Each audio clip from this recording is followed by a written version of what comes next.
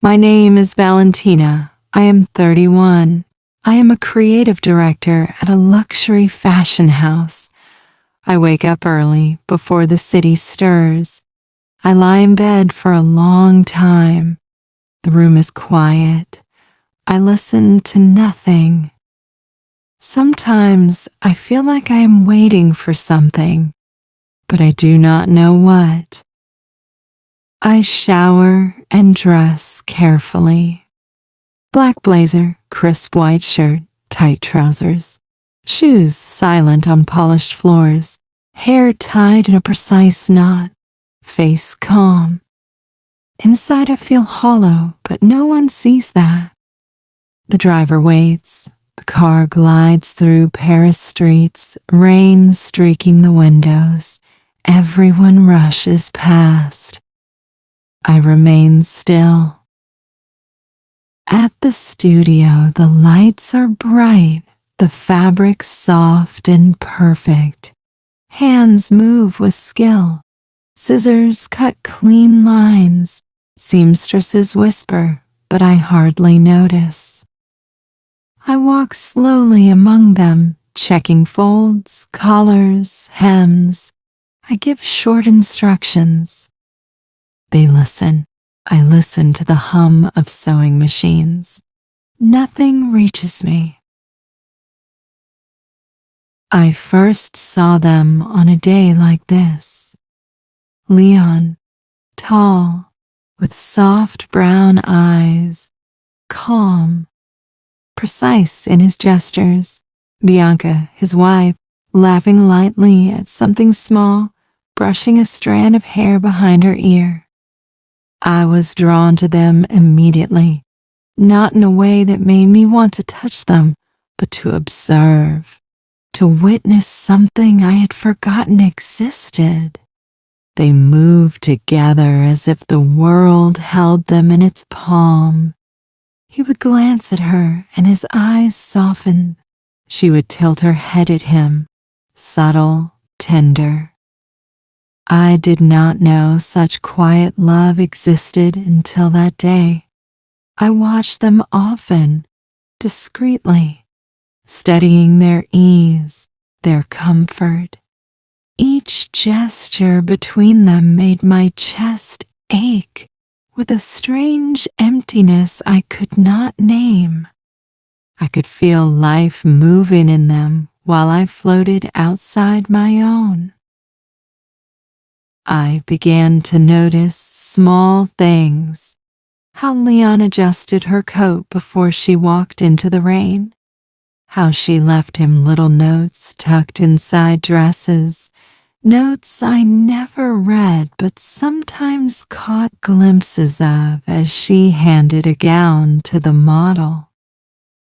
Their laughter, soft, almost musical, pierced the silence I carried. And yet, I was careful. I remained invisible. I existed in the space between them, in the shadows of the studio. Sometimes I imagined touching that warmth, feeling a life I'd lost, but I never moved. I could only watch. My own days continued to feel hollow. Meetings, fittings, sketches, endless fabric. I returned to my apartment at night, the city lights glaring, and felt nothing but the soft ache of emptiness. I could not cry. I could not break. I could not speak to anyone. Only observe. Only remember that there were people who could live like this, and I could not. Bianca began to leave subtle traces for me. I do not know why. A glance that lingered too long in my direction, a smile that seemed to include me in her quiet plans. One afternoon, she handed me a dress for review. I noticed a small envelope sewn inside the lining.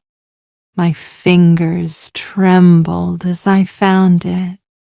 I opened it, and there was a note. delicate handwriting, almost hesitant. Not now, later, when they are ready to be happy. I understood immediately. She knew I was watching. She knew I felt alone. She was leaving me a promise, though I did not know yet what it meant. I folded the letter carefully and slipped it into my pocket. I did not read it again. Not yet.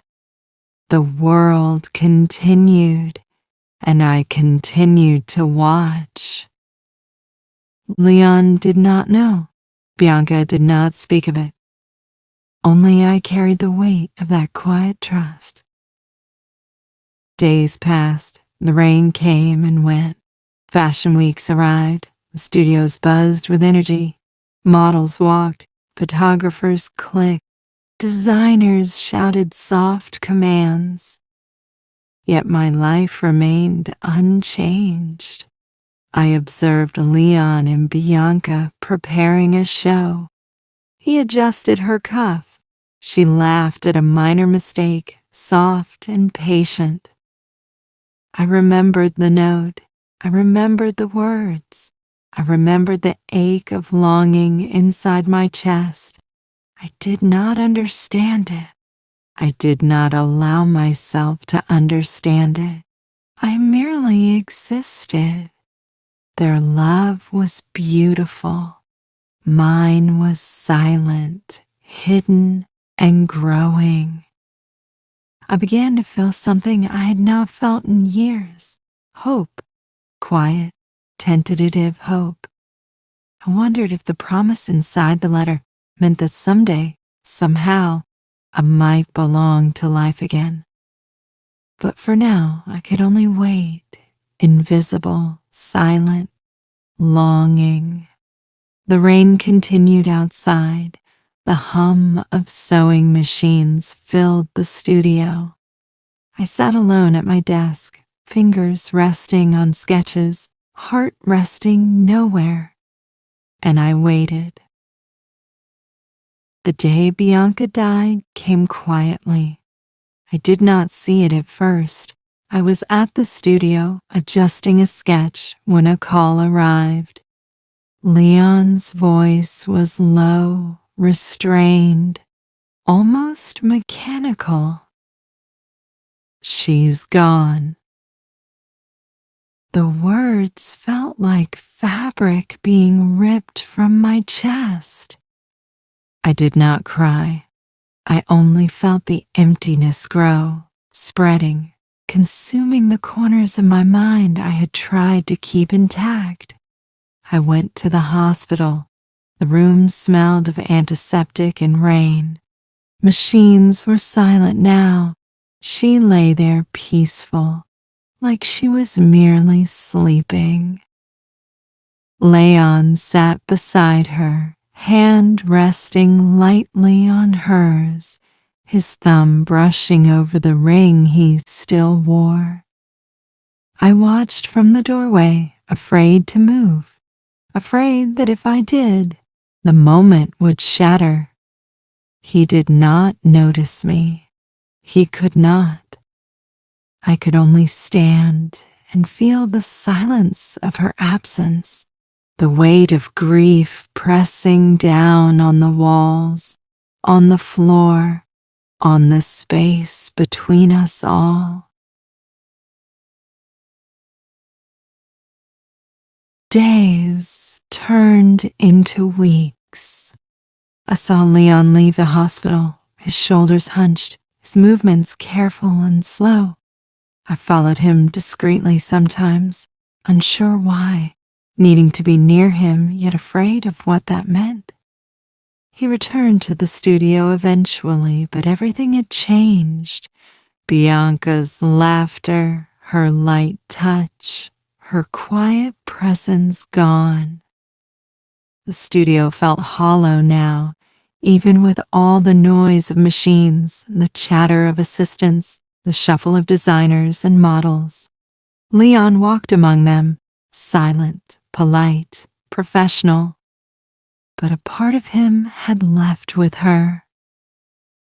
I watched him, studied him, remembering the way he had smiled at her, and I felt my own emptiness deepen. I thought about the letter. I wondered if she had intended it for me to read now, in this moment of absence. I resisted. I could not take it yet. Months passed. The seasons changed. Paris became wet. Milan became bright. The city continued as if nothing had happened. I returned to my routines, my meetings, my sketches, my lonely apartment. But I was different now. Every dress I touched, every model I watched, every fabric I folded reminded me of her absence, of Leon's grief, of my own hollow heart. I began to see him less often, then only in passing, then not at all, and yet I thought of him constantly. I could not forget the way he had moved beside her, the way he had cared for her without a single word, the quiet dignity in his love. My own loneliness pressed in, sharper now, more unbearable. One evening, a year after she had gone, fate intervened. I was attending a private showing for a collection in Milan. The room was dim, lights soft, models moving slowly in elegant lines. And there he was, Leon, standing across the room, suit tailored, expression careful. Our eyes met and something shifted. Time stopped for a moment, though the show continued. I did not know what to say. I did not know if I had the right to feel anything at all. He nodded slightly, almost a bow, a silent acknowledgement. Later, we found ourselves in the same studio, working on fittings. We spoke little. Words felt heavy, unnecessary. Slowly, over days and weeks, small gestures began to bridge the silence. He handed me scissors I had dropped. I helped him pin a seam. He let me see sketches he trusted no one else with. Our hands touched briefly, then retreated, the smallest spark of warmth igniting inside me. Feelings began to surface, subtle, slow, terrifying. I noticed his glance lingering, the way he adjusted his cuff more carefully when I was near, the faint smile he allowed himself in my presence. I wanted to tell him everything. I wanted to confess the ache I had carried, the hollow months I had endured. But I could not. I was bound by guilt, by the memory of Bianca. My love for him felt wrong.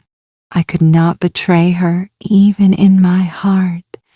Every time I thought of reaching for him, I pulled back. Every touch, every smile, every shared moment became a battle between desire and morality. I ran from it emotionally. I threw myself into sketches, fittings, late nights at the studio. I tried to ignore the flutter in my chest, the longing that refused to fade. He noticed, of course. He always notices. Sometimes his eyes lingered, searching, questioning, but I was silent, careful. I avoided his gaze when it grew too deep, left the room when he seemed about to speak. I thought distance would save me from feeling guilty, from betraying her memory. It did not. My chest ached. Nights became restless. I remembered the letter hidden in the dress, the promise she had left. I had not opened it. I feared its contents. I feared it might give me permission to feel something I was not allowed to. I feared losing control of my grief and my restraint. Yet the presence of Leon, quiet, steadfast, patient, kept drawing me closer, against my will, against my carefully built walls. One rainy evening, I left Milan without telling him. I walked in the streets, letting the rain soak my coat, my hair, my skin. I wanted to disappear, to forget. I wanted to escape the moral conflict, the guilt that felt unbearable. I wandered for hours. I thought of Bianca's face, her laughter, the soft gestures that had once filled a studio with life. I thought of Leon, alone, watching, waiting. And I felt my own selfish longing burn quietly inside me. I wanted to run from it, to pretend it did not exist, but the ache followed me, relentless, shadowing every step. I returned to my apartment only to find the emptiness had not left. It had only grown heavier, colder.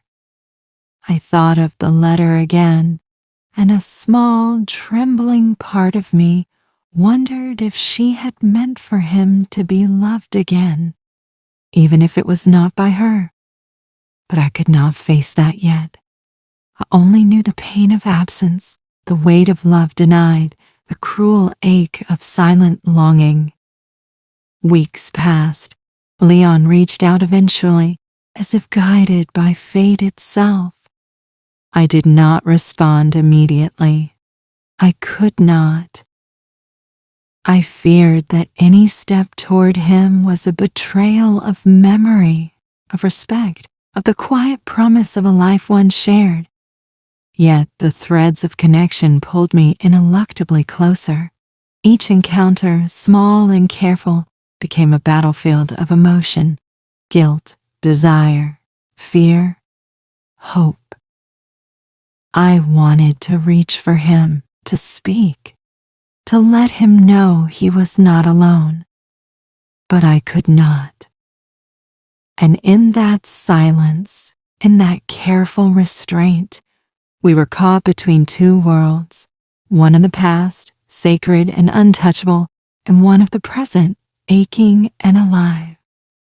We did not touch, we did not speak, we merely existed side by side, breathing the same air, sharing the same space, yet separated by walls we could not yet tear down.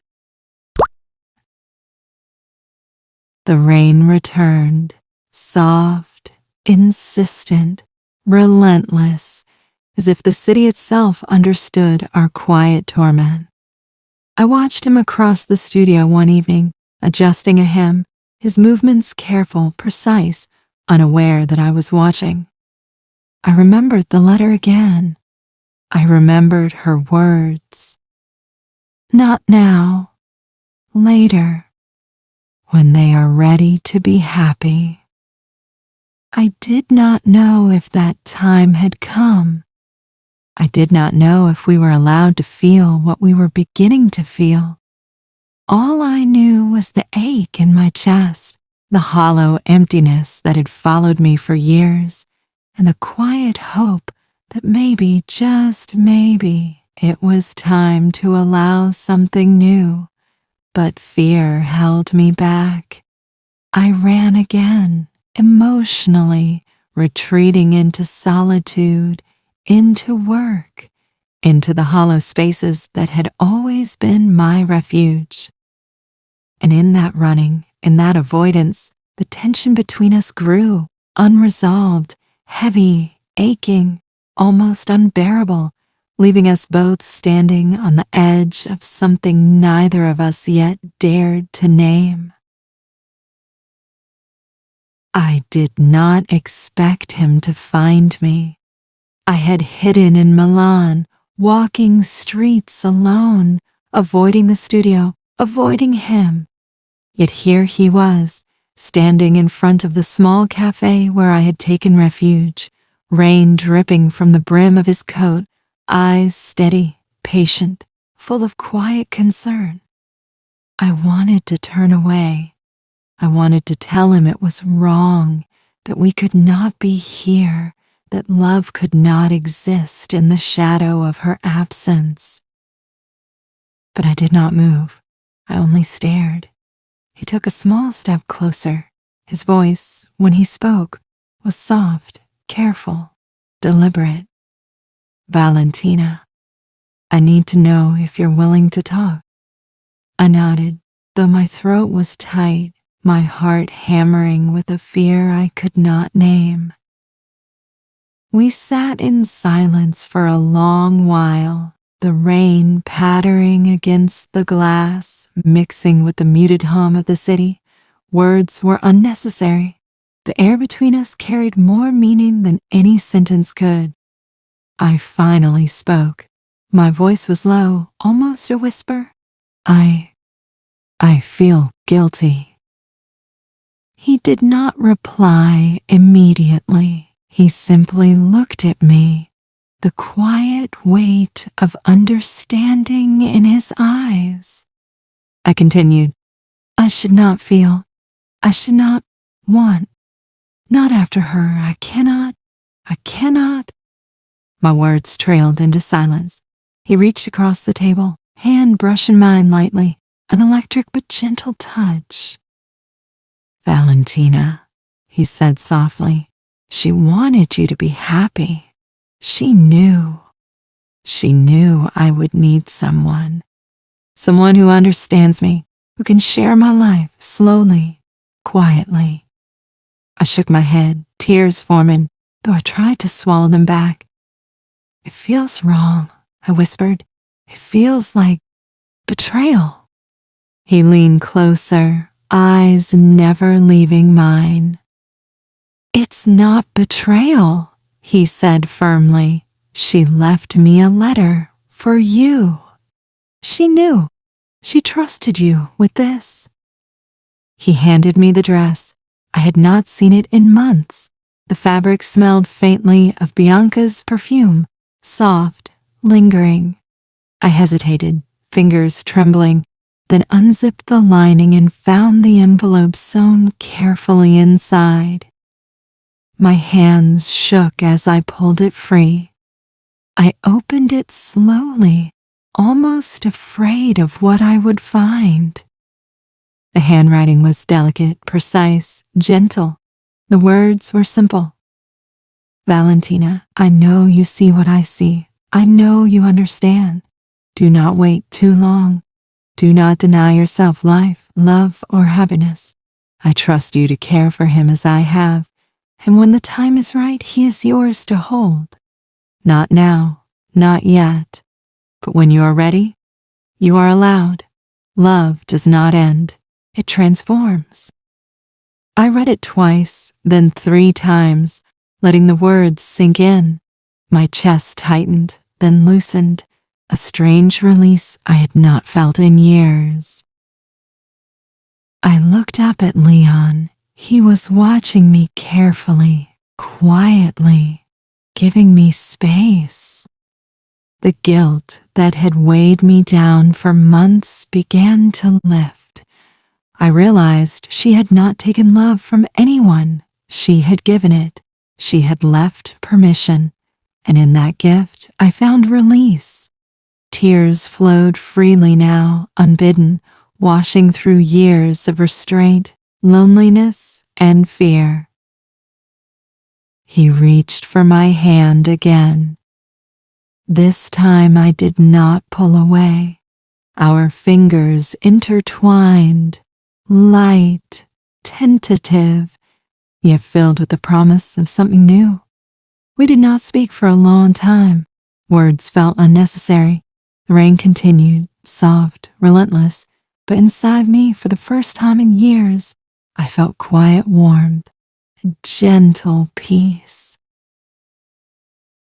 We walked together through the streets of Milan, hands clasped, careful not to rush, careful not to disturb the fragile new beginning. He brushed a damp strand of hair from my face. I let him.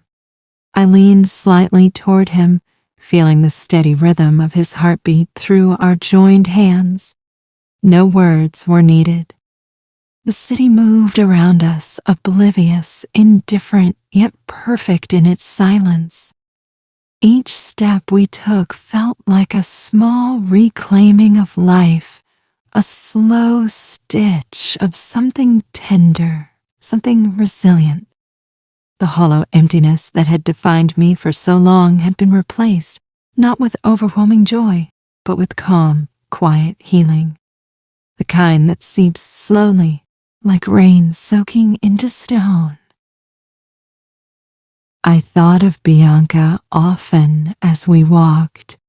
Her presence lingered, not as a shadow, not as guilt, but as a quiet blessing. She had known, she had trusted, she had transformed love into something enduring. I could not have asked for a clearer, more gentle permission to love. Leon squeezed my hand lightly. I returned the gesture, holding on, steady, unafraid now. We stopped by a small bridge over a canal. The water shimmered in the gray light. He looked at me softly, waiting. I let my hand slip fully into his. We did not speak. We did not need to. The ache, the waiting, the guilt, all dissolved into the simple act of being together. It was enough. It was everything. Later, back at the studio, I touched fabric with him at my side. Fingers brushed lightly over sketches. I saw the small details he noticed now, gestures he had once reserved for her, now shared with me. I did not take them for myself selfishly. I honored them. I honored the love that had been, and the love that now existed quietly, tenderly between us. Life continued around us, fashion weeks, fittings, travel. But inside, a small sanctuary had been built. A space where grief, love, and hope could coexist, where laughter would return, not to replace absence, but to honor it. We held hands often after that. Sometimes we walked in silence, letting the city hum around us.